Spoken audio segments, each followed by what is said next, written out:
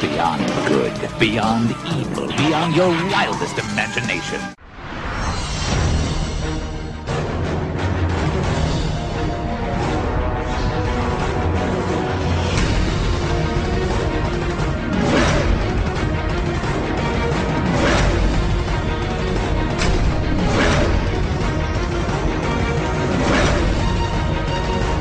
The ring, it has chosen you.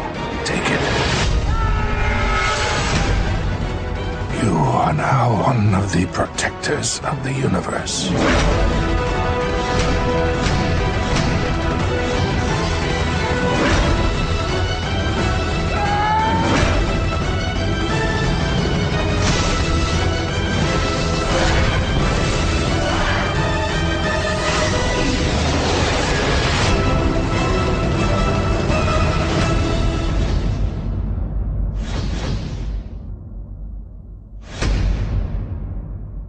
Hello and welcome again to Animation Aficionados crossing over with ToonCast Beyond. We are still continuing our look through the DC animated original movies. I am your host, Ben, and we're joined by my co-host, TV's Mr. Neil. In blackest day, in brightest night, watermelon, cantaloupe, yada yada, a superstitious and cowardly lot, with liberty and justice for all. And we have with us again the host of ToonCast Beyond, WTFG1 Mike. Yeah, no, that's not. Someone tried to get that, trending or catching on at one point about a year or so ago. That's not happening. Do you want me to say it again? Do what? You want me to say it again, or we're just going to keep going? Just keep going. Okay. I wanted to see if he actually caught that, and he did. No, I caught it. That's why I said that's not going to catch on, because someone tried to get it to catch, like WTF, TFG and Mike somebody tried to get it to catch on about a year or so ago. That was Neil. And it wasn't. It was not me. Neil, you said me. I would have known not if a it year was ago. You said it like 8 months ago. You said it in a comment. Yeah, but that was 8 months ago, not a year. Yeah, no. This was somebody on Twitter was trying to figure out what TFG2 Mike's personality would be like, and they had said WTF TFG and Mike. So this was a while ago. This was before Neil and I had our Transformers fan wars here. But yes, we're here to talk about superheroes and the Green Lantern Corps. And why is Eliot Stabler voicing Hal Jordan? Because he actually did a damn good job of doing it. He did. I'll give him that. Look, all he needs is a hairpiece. He could be a live action Hal as well. I love the guy, but he male pattern baldness has not been kind to the man. It's funny. I first found out about this simply because I am a Law and Order fan, and because I've always kept up with like whatever the next thing is. And as I said, I believe it was last episode, or it might have been episode 4, where I usually find the special behind-the-scenes features on, because they'll usually post them on YouTube about a month before the movie even gets released, like behind the voices stuff or whatever else. And I find it absolutely hilarious that Eliot Stabler from Law and Order Special Victims Unit, Chris Meloni, is Hal Jordan Green Lantern, and Victor Garber, Jack Bristow from Alias, is Sinestro. This is awesome. What I love about this movie is, and something I mentioned in the pre-show, is the plot is, at the basics, extremely similar to the Ryan Reynolds piece of shit. And a little note is the Ryan Reynolds piece of shit is number 11 in the top movies that have lost the most money. It beat Final Fantasy: The Spirits Within in losing the most money. Wow. And yet nothing can beat Cutthroat Island. No, yes. Nothing. Yeah, the one that's after Green Lantern is Stealth. Wow. So, yeah, just check it out on Wikipedia, IMDb. They both have the same list. Yeah, Green Lantern, the Ryan Reynolds movie, is number 11 in losing the most money. Yeah. This one, I didn't actually see this when it first came out. I saw it when it hit on-demand cable, and For me, this movie goes way too fast. Something I didn't get to mention, something I forgot to mention about Justice League New Frontier. New Frontier went, for me, it felt like it you blinked and it was over. This one, like, I watched the whole movie and I was like, wait, I just started this. How can it be over already? I don't know if it was the fact that it was good, because I don't know if it was the fact that I was enjoying it, or if it was the fact that it just went by too fast. I think it's because you were enjoying it, because sometimes when I watch an animated movie more than once, I try to watch it twice in as many days. Right. And the second time, I usually skip around a little bit. This is one of the few ones I don't skip around, because I'm like, should I skip around? No, I just want to keep watching, and I think that's part of what kept me. And I love the animation style in this. I think this is a perfect amount of detail with simplification for a feature movie animation style. That, this is something that Neil and I have talked about in the past, where some of the newer DC animated stuff looks has very plain faces now. Yeah, and this one was very well. The faces are very well articulated and drawn well. Expressive. Yeah, about the length though. This is a cool 80 minutes. So this is right in the range that I like. But strangely enough, it's the same length as Wizards, and Wizards feels like it's about 2 hours long. Yeah, this one just kind of breezes by. It's amazing how when you have a compelling story, it just blows right by. And like I said, the fact that this is pretty much the same exact story as the Ryan Reynolds piece of shit, minus some key details, but all the elements are pretty much the same.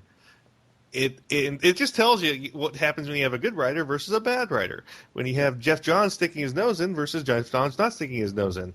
It's where you have just the yellow power battery versus having the yellow goddamn fear monster. And the only thing I didn't really care for in this movie, and this is a trend for me in all future Green Lantern stuff so far at this point, I didn't like the design on Kilowog at all. Yeah. His was a little clunky, but I got to say that one thing that really threw me is the character Boudica. If people have actually read the comics, Boudica is like her namesake. It's obviously she's not really named after the Britann warrior queen, but the writers who created the character based her off that. And see, you expect a really harsh face with the character Boudica, people who read the comics would, but they gave her such a gentle face, and her voice actress isn't what you expect. I mean, to give reference, every other voice actress who voiced Boudica wasn't Trisha Helfer. It was Gray. Gray Delisle, yeah. Yeah. So yeah, what does that tell you? Neil, what about you for this movie as far as your just initial thoughts? Well, what I liked about it was that they got the origin story out of the way really quickly, because I'm getting really sick and tired of like every movie franchise based on a comic book having to retell the origin story over and over and over. And it seems like Green Lantern is very prone to this, because every time some new series or movie comes along that introduces the Green Lantern, we have to go through the whole alien thing. 3 minutes is done. Yeah, it's over it's over before the opening credits. Yeah. But one thing I have to say is they really Sentai'd up that costuming transformation. Yeah, but I don't mind it. All they needed was the pink bubble background and outlining his body, and no. but like I said, what I like about it is it starts. Hal is already doing the test flight, and he's saying some things that Carol Ferris isn't liking him saying. Yes. And you're get a feel of Hal's character. He's a hotshot pilot, and him and Carol had a relationship that she doesn't want people to know too much about, without him being an asshole or Ryan Reynolds. Right. And I think because this movie happened before the Ryan Reynolds atrocity really was buzzing around. I mean, really, the movie for comparison to the Ryan Reynolds film is Emerald Knights, and Emerald Knights is a hell of a lot better. But for this one, I think where they were going from is we need to tell an original Green Lantern story that isn't the origin of Hal Jordan, because for the DC Universe animated movies, we just had the origin of Hal Jordan in New Frontier, even though this is a completely different film from that. Yeah. But because it's from the same people that did the other film, not but like Bruce Timm and all those guys, they wanted to do something just to tell an actual story rather. People know the origin at this point.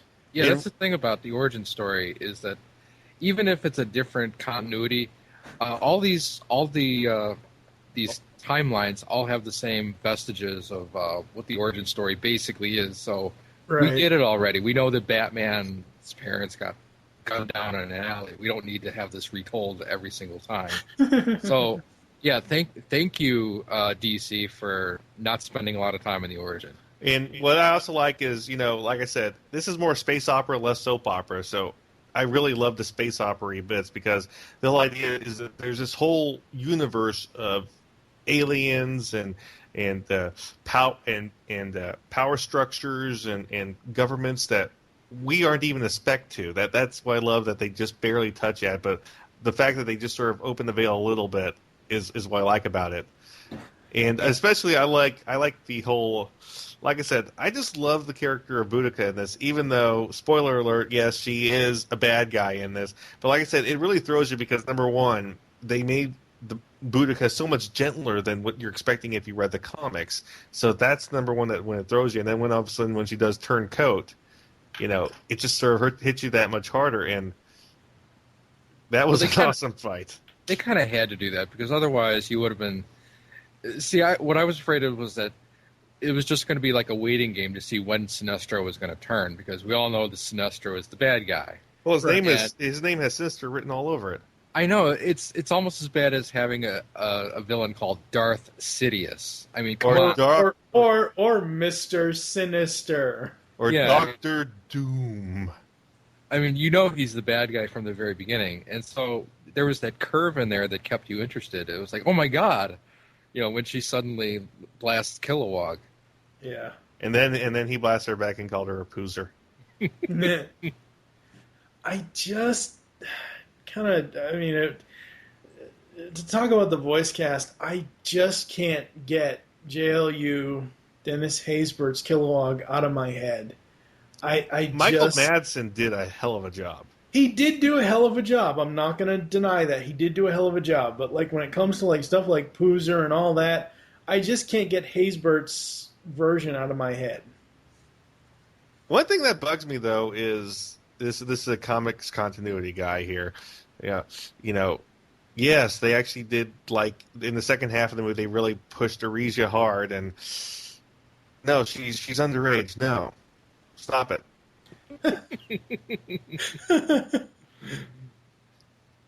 And well, you know what? This movie's just great. I mean, the animation is beautiful. The fights are fantastic. I especially liked.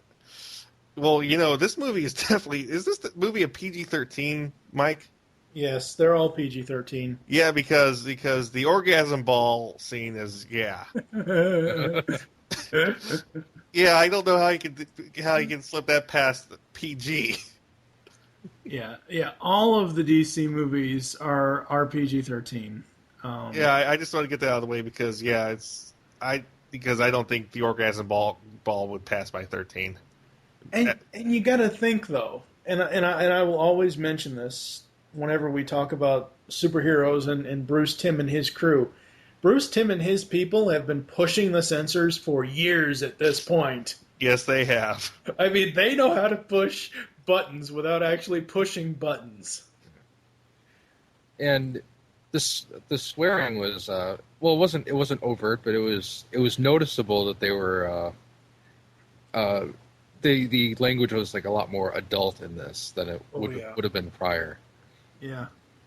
Yeah, and how'd you guys feel about Chip? Chip?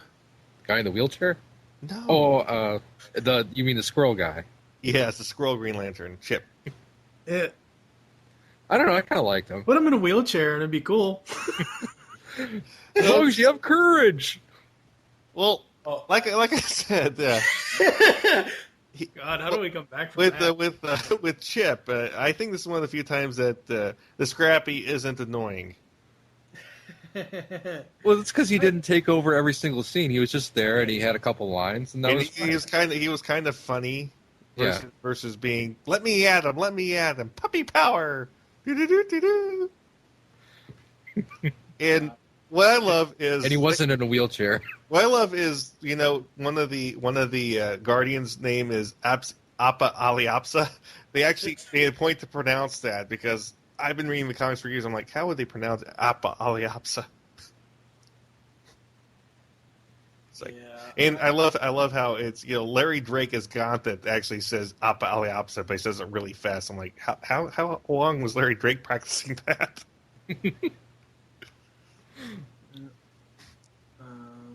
And of course, Kanjar Rowe, played by Kurtwood Smith. Yeah. There to call the bunch of them dumbasses. Yep. Oh yeah. Which, it's a callback to Justice League because Kurtwood actually voiced the prosecutor in Blackest Night. You want to fly, Bobby? And the one thing this is kind of like on a tangent at this point because I mentioned the Justice League episode. I never noticed it before until a couple years ago. Superman the Animated Series, the Kyle Rayner episode, in Brightest Day, jump to Justice League in Blackest Night. And there is no JLU, no evil shall take my side. Yes. No, this movie was really weird. It wasn't weird. It was really good. It was... I think it was good that they cast Christopher Meloni as Hal simply because it's Elliot Stabler on a grand scale. I mean, what I love is there's a scene where he's being questioned by the Lanterns and he's going, "Oh yeah, my dad's a cop. He let me throw out the siren." I'm like, wow, I just love how Hal is so natural in this environment. Just like, oh yeah, yeah, he adapts to it very quickly. I don't mind when someone adapts to new powers or new things very quickly. What I do mind is, the old Power Ranger adage where as soon as they jump into a new Zord, they immediately know what the hell they're doing. That's what really pisses me off about when someone gets a new power. But no, he adapted very, very quickly in this. And as I said before, Victor Garber as Sinestro, I mean, that's some of the best voice casting ever at this point. Well, one of my favorite scenes is how Hal destroyed the yellow power battery. Yeah. I mean, he wasn't in no way subtle. Oh, no. Any other Green Lantern would try something subtle, but no, Hal Jordan, no, he grabs two moons and he just sort of squishes. Yeah, I mean, I really don't know. I mean, I would say that at this point in the history of the DC Universe movies, I would say probably New Frontier, Wonder Woman, and this are the three best at this point. Oh, yeah. Oh, yeah. Because let's face it, Doomsday and Gotham Knight, they just need to be forgotten. Gotham Knight especially. Yeah, that was a travesty. That was some dark Gotham Knight. That is so funny. What else do we want to say about this one? Get it?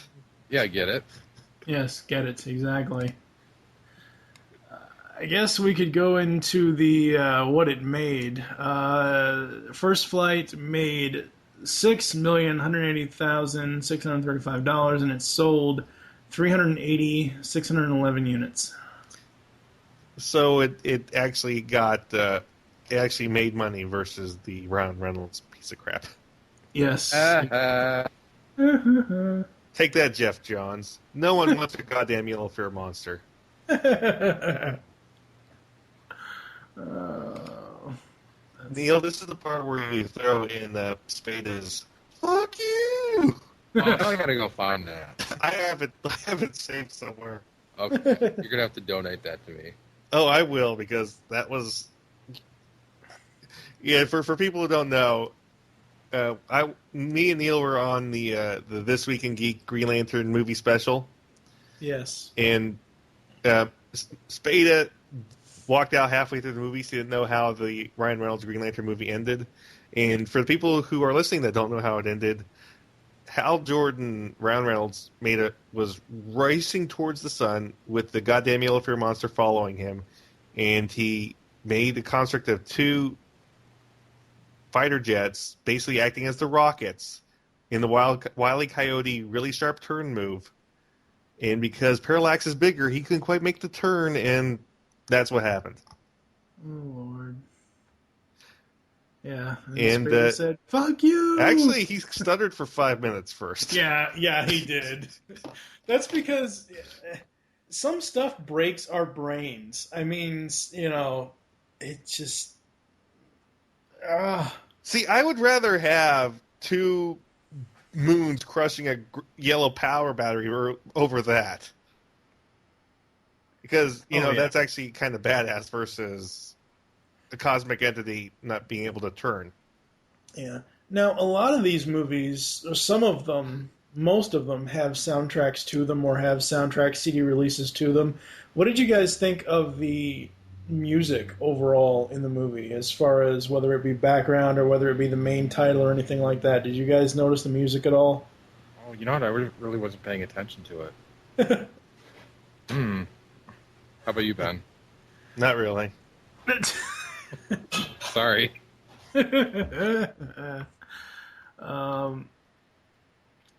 So, wow, short episode.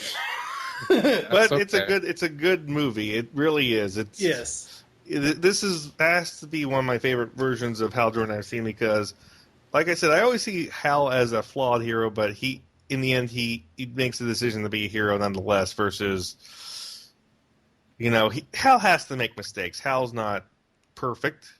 Hal's not without sin. Hal has sinned. So basically what you're saying is he's not Jesus. I'm saying, fuck you, Jeff Johns. Okay.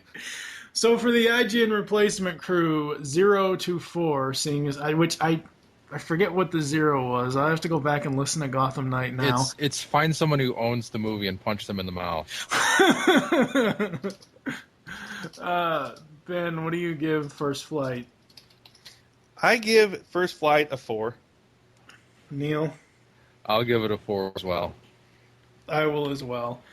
So we, let's see, the home media releases, obviously, single disc, Blu-ray, 2-disc.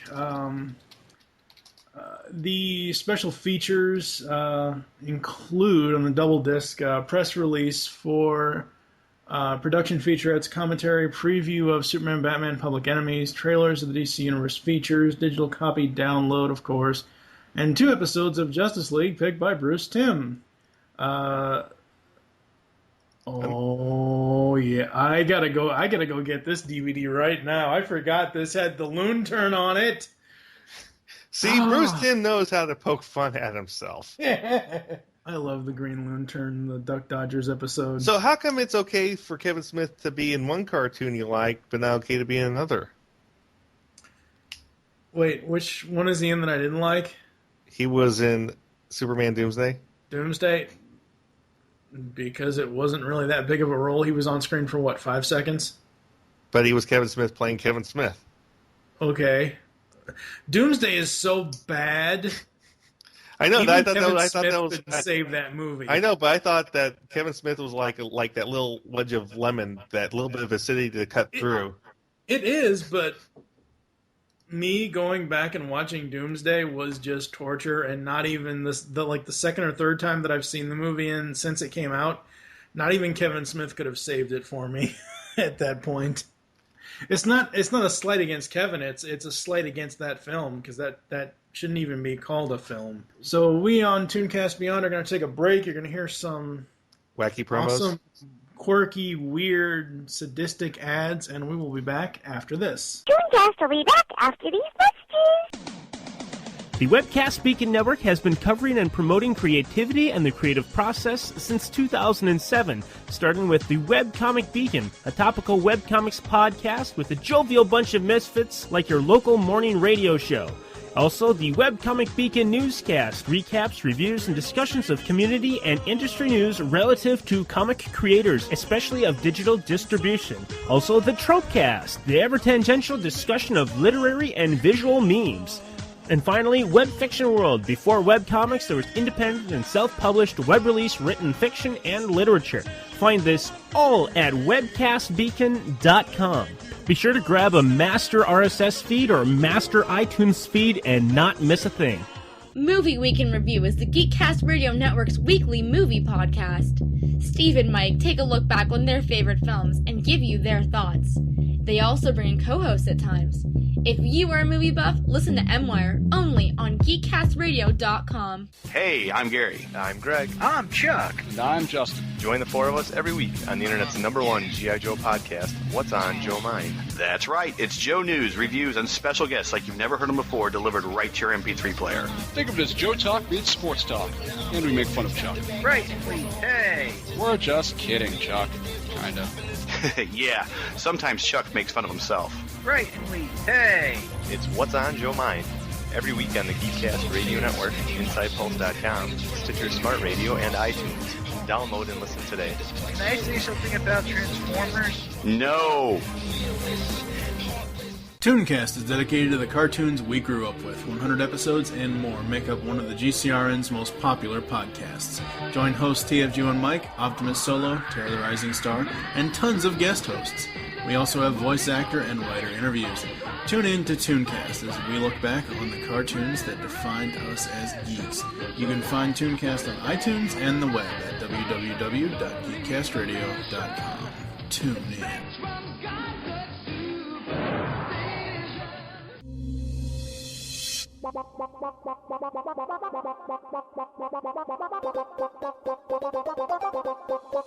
You can now hear the GeekCast Radio Network while on the go with Stitcher Smart Radio. Stitcher is a free-use and talk mobile app available for your smartphone. And when you download Stitcher to hear GeekCast Radio, you'll have a chance to win money. Downloading is quick and easy. Just find Stitcher in the App Store. During registration, hit the promo code box and enter GeekCast Radio, all one word, to get automatically entered to win $100. The latest episodes of the shows will be waiting for you in your favorites. You'll get access to lots of other amazing shows too. Always available to you on demand, no syncing. It's Stitcher Smart Radio. Don't forget to enter promo code GeekCast Radio when you register.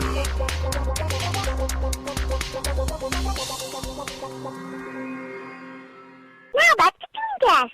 Yes, thank you, Bubbles, for welcoming us back to the ToonCast Beyond Animation Aficionados crossover. Alright, guys. Neil, final thoughts on First Flight. Excellent film. It was the best episode of Duck Dodgers I've ever seen. Oh, wait. But seriously, yeah. I don't know. I don't have any final thoughts, really, because I think I said everything that needed to be said. Yeah. So go buy it. God damn it. Yeah, I mean, for a solid standalone Green Lantern project, this knocked it out of the park for me. Even though I felt it was, because really, for me, when I said earlier that I felt it went like it just went by like that, it was mainly like it was kind of like, wait, that's the end? It's over? I want more. That's really what my reaction was when I first watched it. What about you, Ben?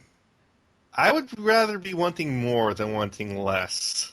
Right. Well, I would rather be wanting Stabler over wanting Wilder.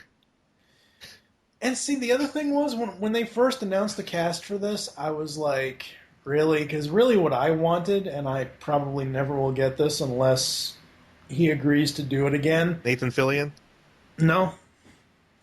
I wanted Boreanaz again as Hal, because I loved him as Hal in New Frontier. Well, they pick good Hals. They're not really shallow Hals. Wow, a Jack Black joke. Lovely. Jack Black was almost Green Lantern. It would have been an improvement over Ryan Reynolds. No, I read the script. No, I'm saying putting Jack Black in the role would have been better than Ryan Reynolds. I'm going to tell you the story about the Jack Black Green Lantern movie, and then I'll let us move on, because I don't think you heard the story before, Mike. I don't know. I don't think so, but I'm betting my brain is about to break. Jack Black gets the Green Lantern ring, and throughout the whole movie in the script, he totally fucks everything up until finally there's this yellow comet heading towards the Earth, and he can't touch the comet because it's yellow. So he uses the Green Lantern ring to move the Earth out of the way, but that causes all this devastating, horrible things on the planet, and he can't. And then he decides, I can't reverse time because I'm Green Lantern, but I can create a green Superman with my ring, and the green Superman can reverse time and fix everything. And that's what happens, and then Jack Black's Green Lantern character decides, since I have the Green Superman, I'll let him do everything, I'll just goof off now. And just to be clear, he got the idea from watching Superman 2. That's what I was just going to say. So that would have been a Superman 2 animated series, or an animated movie. Wow. No, this was a live-action movie. Oh, okay. The thing is this: you hear this, and you hear that was canceled for the Ryan Reynolds one. That makes you almost think. Yeah, kind of does. It makes you think. Would I have really wanted the Jack Black one instead? It might become a cult classic. Kind of like Mortal Kombat Annihilation. Yeah. Thank you for joining us here on the ToonCast Beyond Animation Aficionados crossover. There are several ways to get in contact with us to leave feedback for the show. You can visit both the websites, geekcastradio.com and animationaficionados.com. Comment on each of our posts. You can leave the show's feedback in iTunes. Again, for ToonCast Beyond listeners, I'm sorry. iTunes is just not agreeing with us. So I have to actually email them directly and say, why the hell isn't this getting added to iTunes? You're holding it wrong. You're evil. Follow us on Twitter. The show name there is ToonCast Beyond, and is it A Aficionados, Ben? Yes. Okay. Mine is TFG and Mike. Ben protects his Twitter like the CIA protects the knock list, and Neil just doesn't care. Become a fan on Facebook. Go to facebook.com/GeekCast or Radio Network, and is it facebook.com/Animation Aficionados? Yep. Actually, I don't think we have that. Well, you should get it. You have over 25 fans. You can get it. You can get yourself a name for your page. Call the voicemail line. Tell us the show you're leaving a message for and your name. 502-526-5821. We hope you enjoyed this episode of ToonCast Beyond and Animation Aficionados, and wish you will join us next time when we will be continuing the DC Universe animated movie spotlight with Superman, Batman, Public Enemies. Oh, boy. Let the rage begin, because we know Ben doesn't like that movie, but Steve Megatron will be joining us from that episode until the end of the spotlight. For now, I am TFG1 Mike with TV's Mr. Neil. And Ben the host. Thank you for listening. Until next time. Good night. Goodbye.